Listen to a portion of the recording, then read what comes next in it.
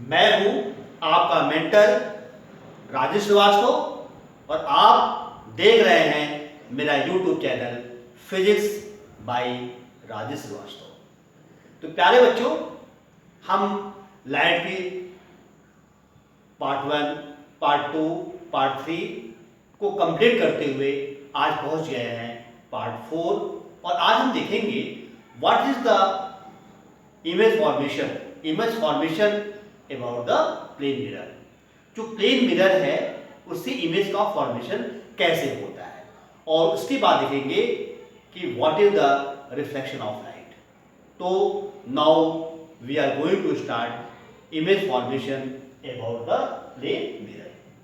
तो प्यारे बच्चों, आपने इससे पहले के वीडियो में देखा कि मिरर क्या है, व्हाट इज द मिरर और मिरर कितने प्रकार के होते हैं, टाइप ऑफ मिरर। तो प्लेन मिरर में या स्फेरिकल मिरर में आपने क्या देखा कि मिरर कोई भी हो उसके एक सरफेस को हमें ब्लॉक कर देना है, लाइट को दूसरी तरफ नहीं जाना है और हम जहां लाइट इंसिडेंट करते हैं, लाइट फॉल करती है, प्रकाश गिरता है, उसे हम सिल्वर से पॉलिश कर देते हैं। तो यहां देखिए, जो प्लेन मिरर है आपको याद होगा कि इसे हम लोग इसके एक तल को हम क्या करते हैं, बंद कर देते हैं। एक तल को हम ब्लॉक कर देते हैं, लाइट को उस पार नहीं जाना है। तो लाइट होती यहां पर रुक जाती है। तो ये हो गया आपका, ब्लॉक कर दिया हमने इससे रेड ऑक्साइड से। और अगला जो सरफेस होता है जहां पर लाइट को इंसिडेंट करते हैं, लाइट फॉल करती है, लाइट गिरती है, उसे कहते हैं, उसे हम लोग सिल्वर की पॉलिश कर देते हैं। दूसरा क्या देखा था आपने कि अगर आपने एक स्फीयर को काटा, एक स्फीयर काटा आपने,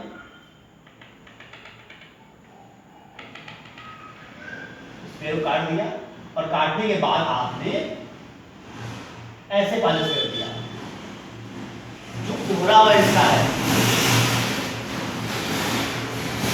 इसे आपने ब्लॉक कर दिया, ये कहलाएगा अवतल दर्पण, कॉन्केव मिरर, कॉन्केव मिरर।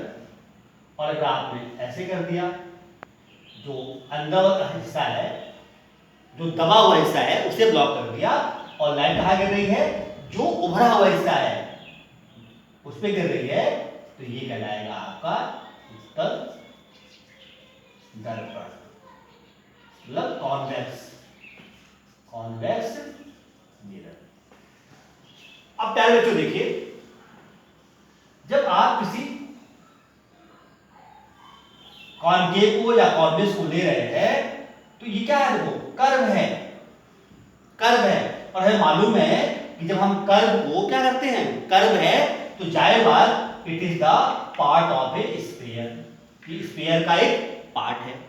तो यहां पर क्या होगा, कर्व, अगर ये स्फीयर है तो हमें मालूम है कि स्फीयर का रेडियस होगा, जिसका अगर ये सेंटर है तो यहां से ये रेडियस हो गया। लेकिन यहां देखिए, यहां क्या है, यहां पर देखिए जो प्लेन मिरर है ये कहीं से कर्व नहीं है, इतने स्ट्रेट कर्व नहीं है। तो जब कर्व नहीं है, जैसे यहां देखिए कर्व है, ऐसे कर्व है, तो यहां रेडियस हो सकता है।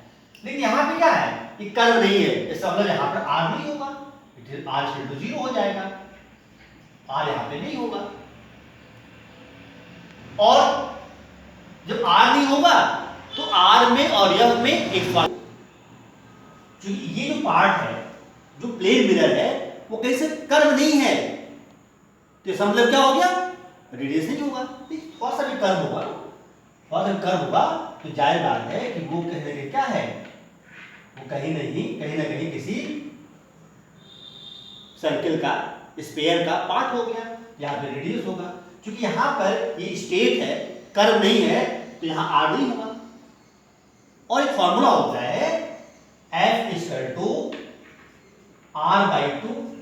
तो देखिए, क्योंकि r जो प्लेन मिरर है उसके लिए r की वैल्यू 0 है, 0/2 = 0 हो गया। इसमें इसका फोकस क्या हो जाएगा, 0 होगा। जो प्लेन मिरर है उसका फोकस क्या होगा आपका, नहीं होता है, 0 होता है। तो पहले आपने देखा कि F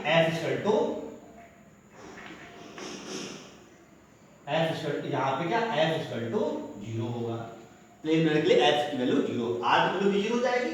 और जब यहां रखें 0/2 = 0 हो गया तो F भी 0, R भी 0, F भी 0।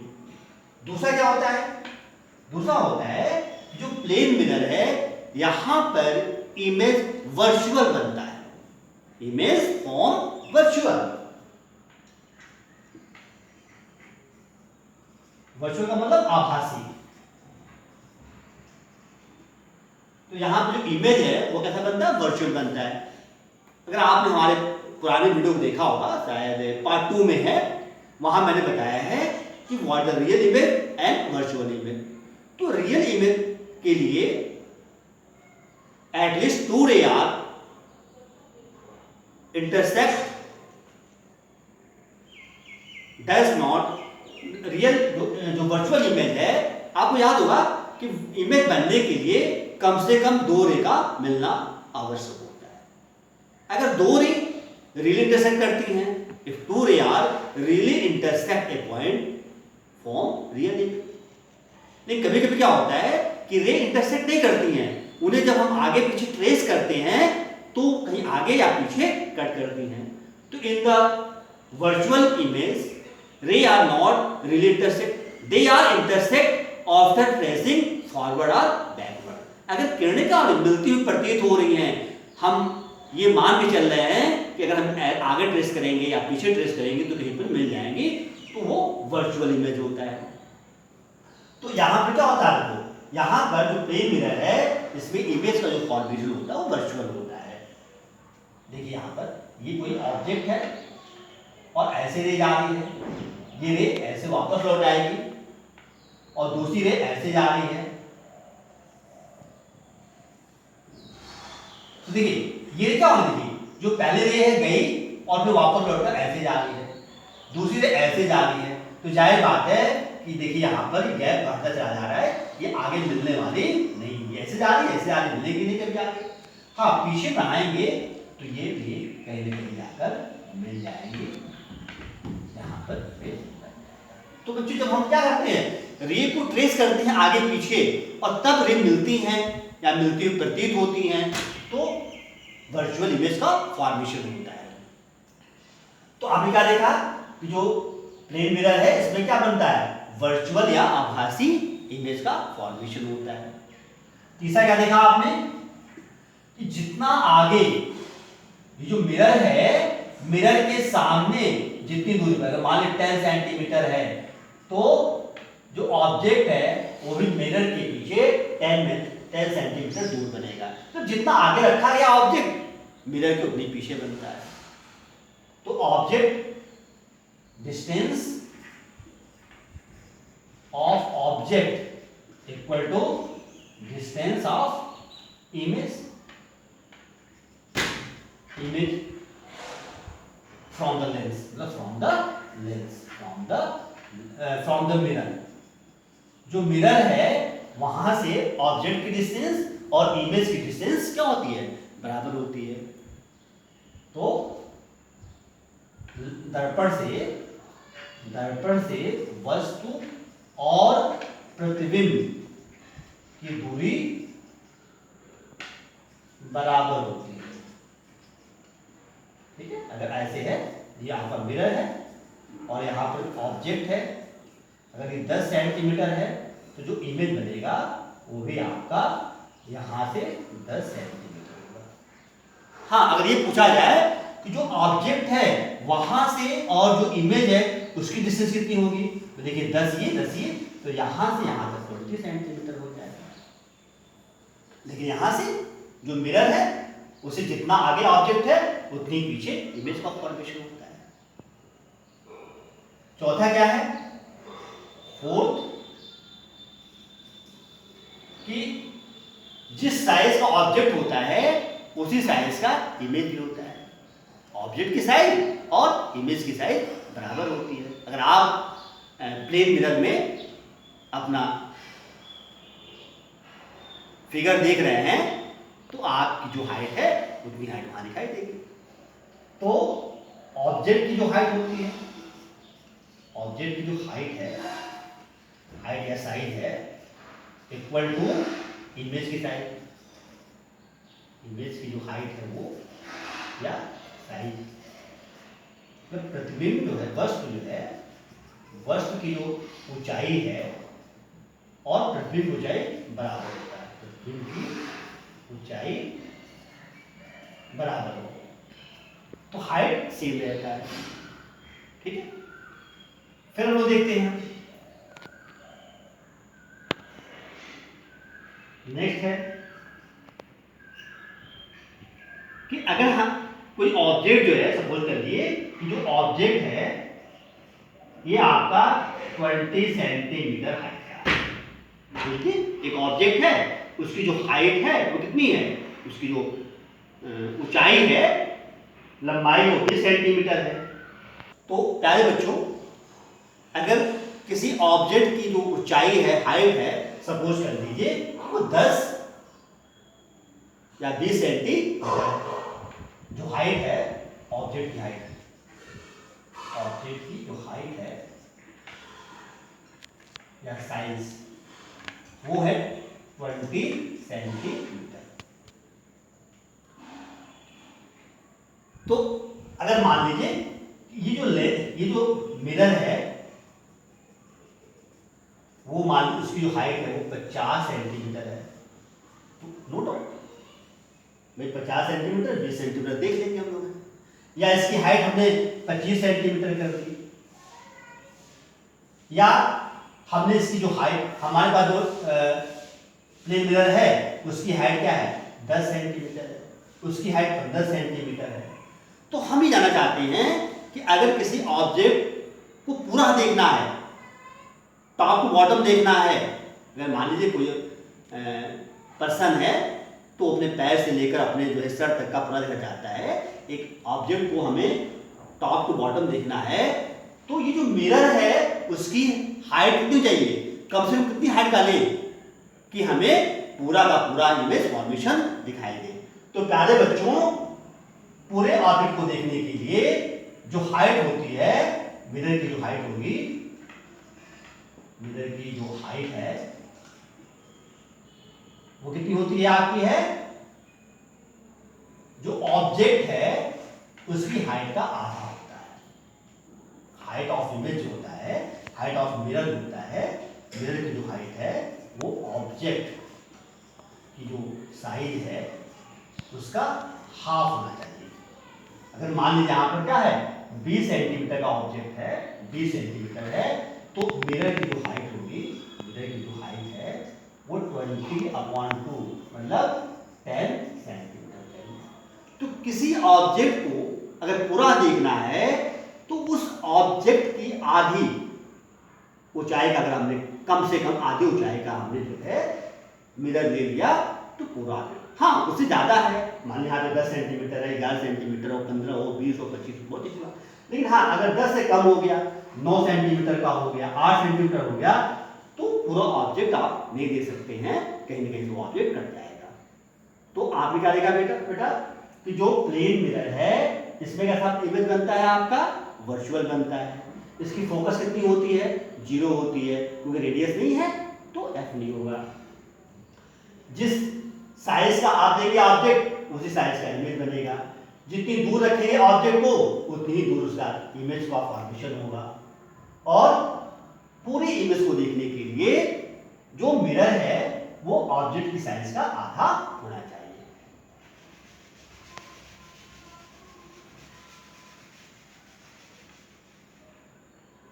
चलिए, मिरर में अगर ये मिरर है तो मिरर में क्या होता है, जो लेफ्ट है वो राइट दिखाई देता है, लेफ्ट की चीजें क्या होती हैं, जो लेफ्ट की चीजें वो राइट दिखाई देंगी और जो राइट की चीजें वो लेफ्ट दिखाई देती हैं। जैसे हमने पी ले लिया और पी को मिरर देखेंगे तो जो लेफ्ट है राइट और जो राइट है लेफ्ट दिखाई देगा।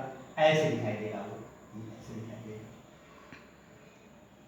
आपने कोई दूसरा ले लिया, आपने बी ले लिया, आपने बी ले लिया, उसके लिए आपने बी लिया है, तो वो यहाँ पर ऐसे दिखाई देगा। इसे कहते हैं lateral inversion. This property is known as the lateral inversion. इसे लेटरल इन्वर्जन कहते हैं या पार्श्व उत्करण। तो मिरर में जो प्लेन मिरर है, लेफ्ट का राइट, राइट का लेफ्ट दिखता है, this property is known as the lateral inversion या पार्श्व उत्करण कहते हैं। फिर देखते हैं कि अगर हमने दो मिरर को ले लिया, image number of image form by two plane mirror, दो समतल दर्पण से प्रतिबिंब की संख्या, तो देखा जाए अगर हम दो प्लेन मिरर लेते हैं तो कितने हमारे इमेज बनेंगे। तो देखिए इसमें होता है नंबर ऑफ जो इमेज है वो क्या होता है, फिर फॉर्मूला होता है 360 अपॉन थीटा माइनस, ये फॉर्मूला होता है। प्रतिबिंब की संख्या जो कि प्रतिबिंब की संख्या इक्वल होता है 360 थीटा माइनस। अब सपोज कर लीजिए कि हमने जो है दो मिरर लिया है, ये दो मिरर है और इनके बीच का जो एंगल है वो 90 डिग्री है, तो कितने हमको इमेज दिखाई देंगे, आप फिलअप कर दीजिए इसके अंदर। देखिए n इक्वल टू हो जाएगा 360, थीटा की value 90 minus 1, 4 minus 1 equal to 3। इसका मतलब अगर दो मिरर 90 डिग्री पे हैं तो हमें 3 इमेज दिखाई देंगे, उनकी जो 3 प्रतिबिंब हमें दिखाई देंगे। चलिए दूसरा देख लेते हैं। अगर सपोज कर लीजिए कि हमने क्या किया है, इनको जो है 60 कर दिया है। अगर थीटा इक्वल टू क्या है 60 है तो n क्या हो जाएगा, यहाँ पे 60 दीजिए, तो 360 upon 60 minus 1, 6 minus 1 equal to 5, आपको 5 इमेज दिखाई देंगे। इसी प्रकार से यहाँ थीटा रख देंगे 45 पे 45 रख देंगे यहाँ पे, और आपको बहुत सारे इमेज के फॉर्मेशन मालूम हो जाएंगे कि कहाँ पे 3 होने वाले हैं, कहाँ पे 5 बनेंगे, कहाँ पे कुछ बनेगा। आपने देखा होगा कि जब आप किसी दुकान पे जाते हैं तो सामने भी मिरर लगा रहता है और आपके पीछे मिरर लगता है, तो समझ क्या हो गया कि दो मिरर 0 डिग्री पर है। तो देखिए यहाँ पर अगर मान लीजिए थीटा ऐसे हो गए, एक मिरर आपका ऐसे है और दूसरा मिरर ऐसे है, एक दूसरे के पैरेलल है, मतलब थीटा इक्वल टू क्या हो गया आपके 0 हो जाएगा। तो अगर 0 हो गया तो देखा जाए कितनी इमेज दिखाई देगी, n इक्वल टू 360 और थीटा की वैल्यू दीजिए आपने 0 माइनस 1, 0 माइनस 1।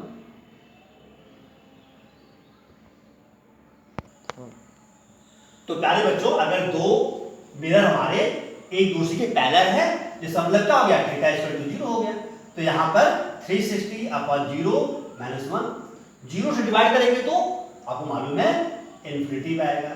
तो आप जानते होंगे कि जब हम 0 में किसी नंबर से करते हैं तो 0 आता है, और जब 0 किसी नंबर में यूज करेंगे तो इन्फिनिटी आएगा। तो यहाँ 0 से डिवाइड करेंगे तो infinity minus 1 equal to infinity.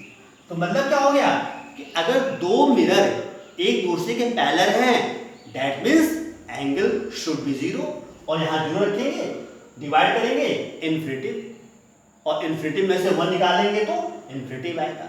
तो मतलब क्या हो गया कि अगर दो मिरर एक दूसरे के पैरेलल हैं, उसके बीच में कोई ऑब्जेक्ट है, तो हमें इनफाइनाइट इमेज दिखाई देंगे। और होता भी है, आपकी दुकान जाते हैं सामने भी मिरर लगा है, पीछे भी लगा है, तो आपको बहुत सारे इमेज दिखाई देते हैं।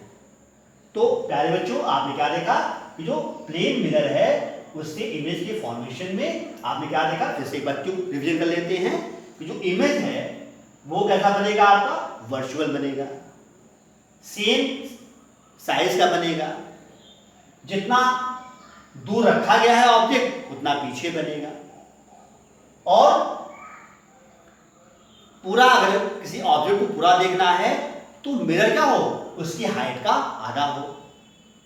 फिर आप देखा लैटरल इन्वर्जन होता है, आप कुछ रखेंगे मिरर सामने तो उसका लेफ्ट राइट और राइट लेफ्ट दिखाई देगा, जिसको हम लोग लैटरल इन्वर्जन या पार्श्वकर्ण कहते हैं। और फिर देखा आपने कि अगर दो मिरर अलग अलग एंगल पर रखे गए हो तो नंबर ऑफ इमेज, ये फॉर्मूला है 360/θ-1, और इससे आप निकाल सकते हैं। 90 पे है तो 3 इमेज, 60 पे तो 5 हो गया, पैरेलल है 0 डिग्री पे तो इनफाइनाइट हो गया। इस तरह से आप वैल्यू निकाल सकते हैं। तो प्यारे बच्चों, अब इसके बाद अगला जो टॉपिक होगा वो प्रकाश का परावर्तन, क्योंकि बहुत सारे कमेंट आने सर प्रकाश का परावर्तन आपने शुरू नहीं किया और आप यहाँ आ गए। प्यारे बच्चों, मेरी कोशिश है कि आराम से एक एक चीज़ों को समझते हुए हम आगे बढ़ें। तो जो मेरा व्यू है, अब यहाँ पर जो अगला टॉपिक होगा it is the reflection of light. तो मिलते हैं अगले वीडियो में अगले टॉपिक के साथ, लाइट के रिफ्लेक्शन के साथ, प्रकाश के परावर्तन के साथ। तो प्यारे बच्चों, आज इतना ही, फिर मुझे दीजिए इजाज़त। जय हिंद।